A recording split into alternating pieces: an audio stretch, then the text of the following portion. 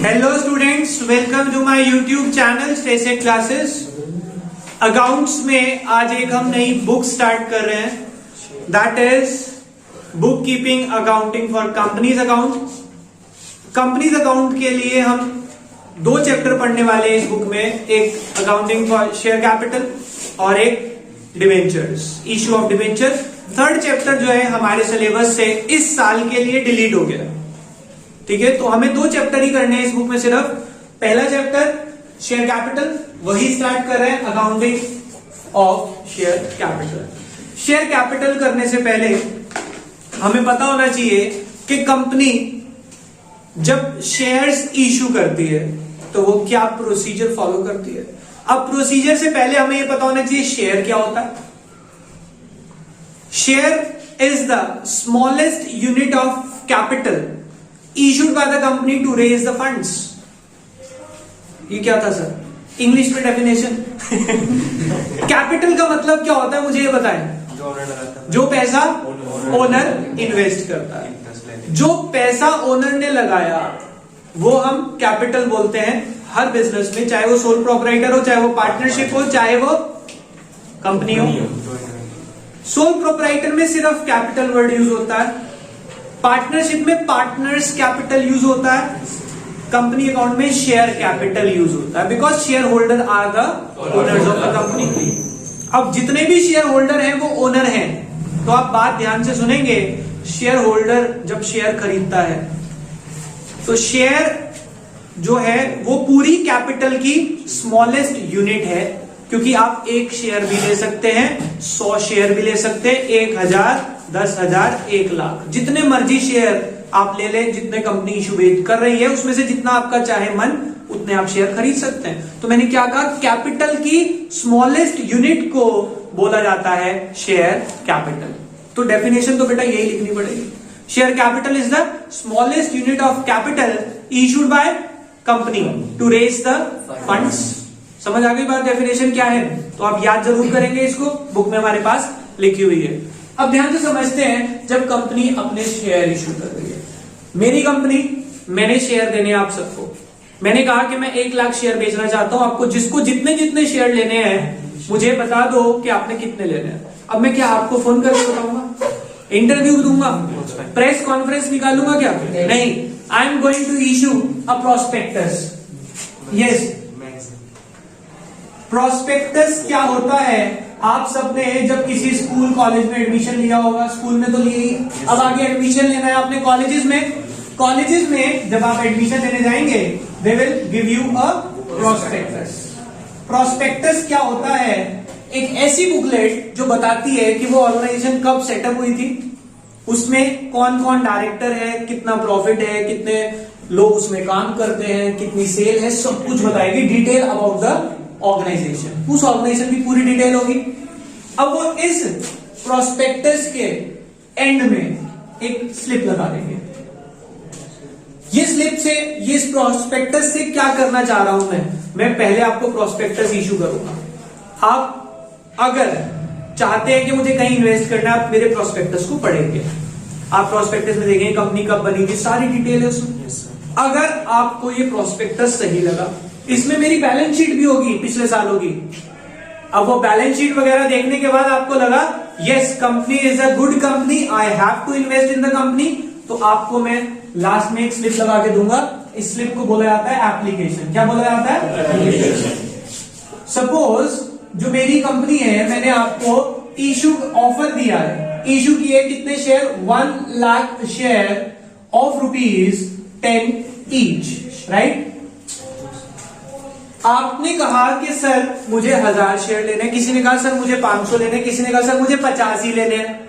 तो ओवरऑल मेरे को कितने एप्लीकेशन आएंगे? 1 लाख, क्योंकि मैंने ऑफर ही 1 लाख का दिया सबको मिला के। कोई 50,000, कोई 20,000, कोई 10,000। अब बेटा कई बार बच्चा कहता है सर कम या ज्यादा, यार अभी ये मान के चलो, पहला पॉइंट करा रहा हूं कि 1 लाख के 1 लाख ही आई टोटल, जितना ऑफर दिया उतनी ही एप्लीकेशन आई। अब इतनी एप्लीकेशन आई तो मैं आपको क्या कह रहा हूं कि बेटा ये एप्लीकेशन फॉर्म फिल करके दे देना। अब एप्लीकेशन फॉर्म में आपने लिखा, किसी ने लिखा सर 100, किसी ने 500, किसी ने 1000, किसी ने 2000। सबने अपने हिसाब से लिख के भेज दिया। मैंने कहा कि आपको जितने शेयर चाहिए उसके हिसाब से मुझे ₹2 पर शेयर भेज देना इस एप्लीकेशन के साथ। ये जो मैंने आपसे 2 पर शेयर डिमांड करी, this is the application money. इसको क्या बोलते हैं? Application money. 10 रुपए का शेयर दे रहा हूं, उसके बदले मैंने आपसे अभी कितने मांगे एप्लीकेशन के टाइम पे? 2 रुपए।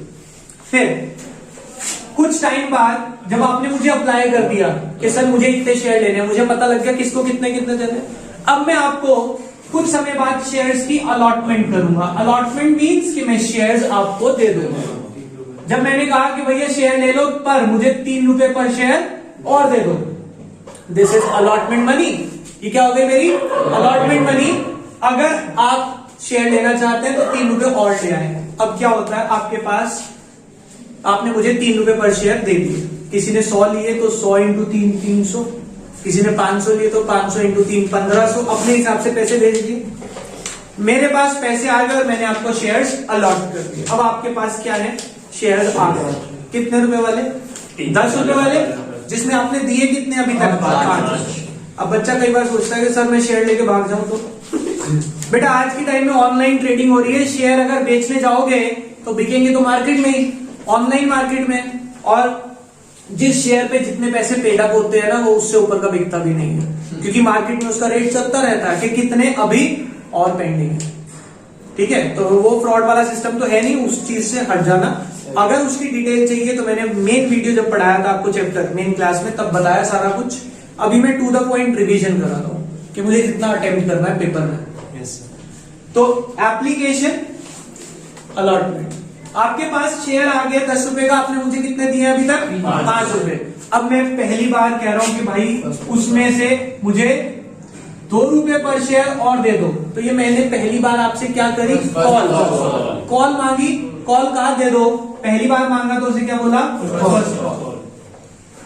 कितने आ गए मेरे पास? 2 और 3 5 और 2 7 रुपए। अभी शेयर 10 रुपए का, 2 रुपए 3 रुपए और लेने हैं मुझे, तो मैं आपसे दोबारा से कॉल कर रहा हूं। सेकंड कॉल ₹3 पर शेयर। अब ये जो सेकंड कॉल है लास्ट है, क्योंकि पैसे पूरे आ गए। जो लास्ट कॉल होती है उसके साथ वर्ड ऐड कर देते हैं, second and final call. Is it okay? ये कॉन्सेप्ट है। अब हर कॉल की 2-2 एंट्री होंगी। हर कॉल की कितनी एंट्री होगी? 2। पहली कॉल थी मेरी एप्लीकेशन, तो एंट्री क्या होती है? Bank account debit to share application. बेटा ये एंट्री मैं अपने लिए, अपनी कंपनी के लिए कर रहा हूं कि पैसा आया।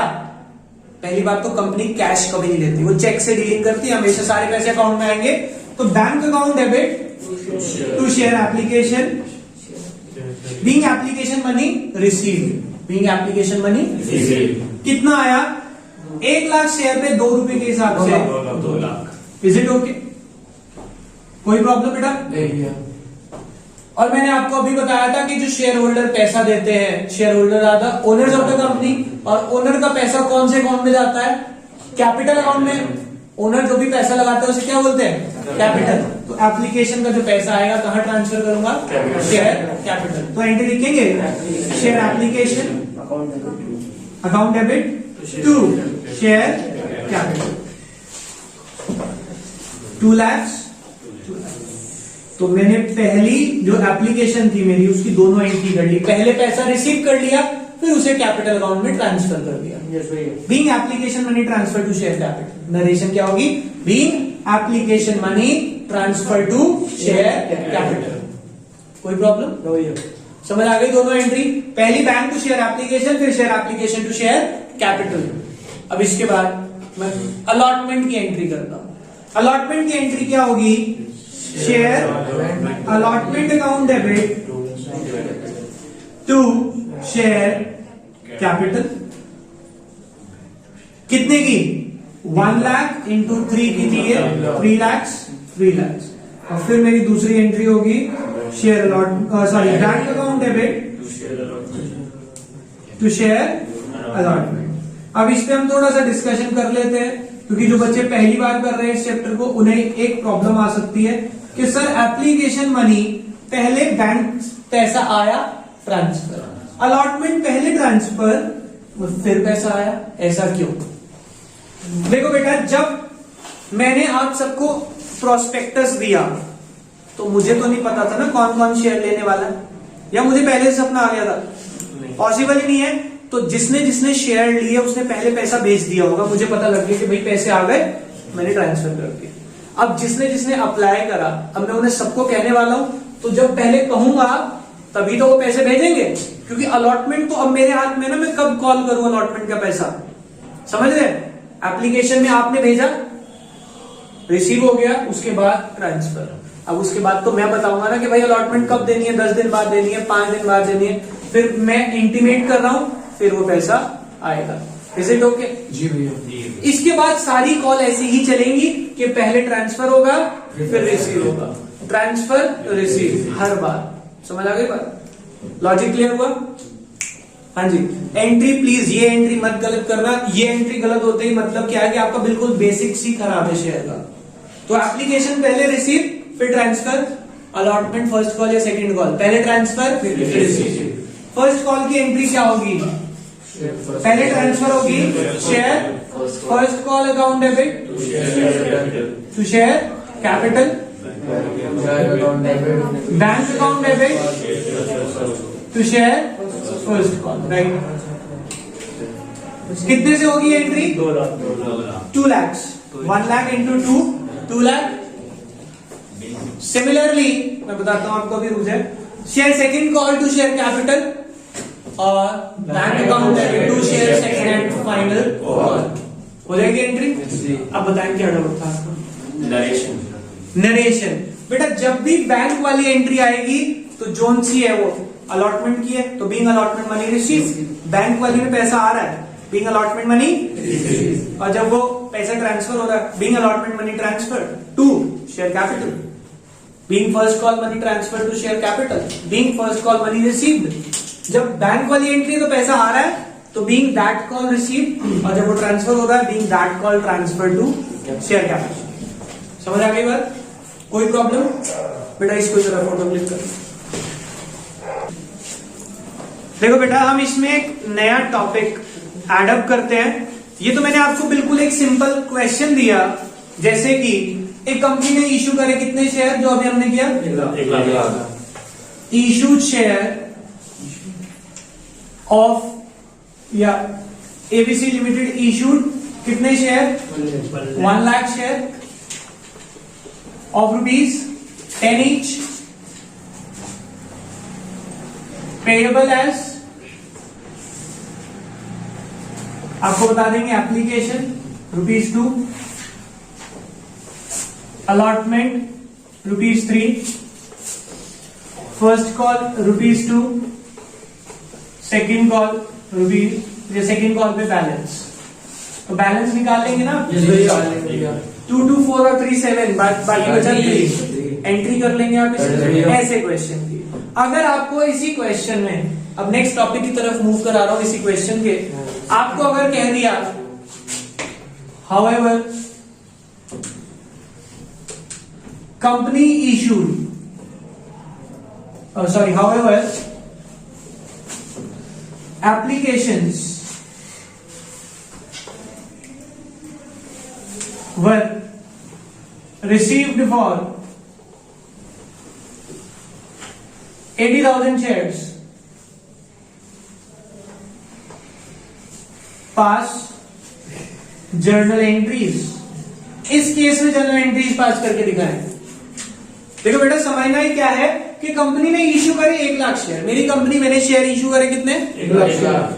सबने, किसी ने 500, किसी ने 1000, किसी ने 2000 करते करते मेरे पास टोटल एप्लीकेशन कितने की आ गई? 80,000। अब मुझे ये 80,000 शेयर देने पड़ेंगे, तो मेरे पास पहली एंट्री होगी bank account debit to share application.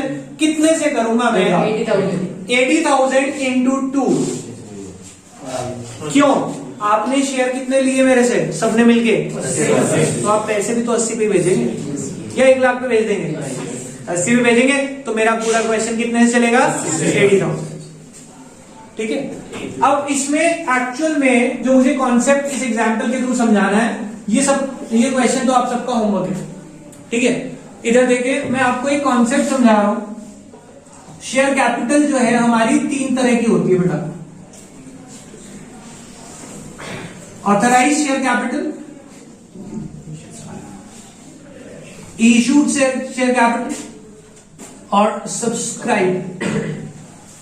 तीनों में फर्क क्या है? ऑथराइज का मतलब देखो, सपोज ऑथराइज किसी कंपनी के हैं 10 लाख शेयर, उसने इशू करे 8 लाख शेयर, पब्लिक ने लिए कितने? Suppose 7 lakh shares.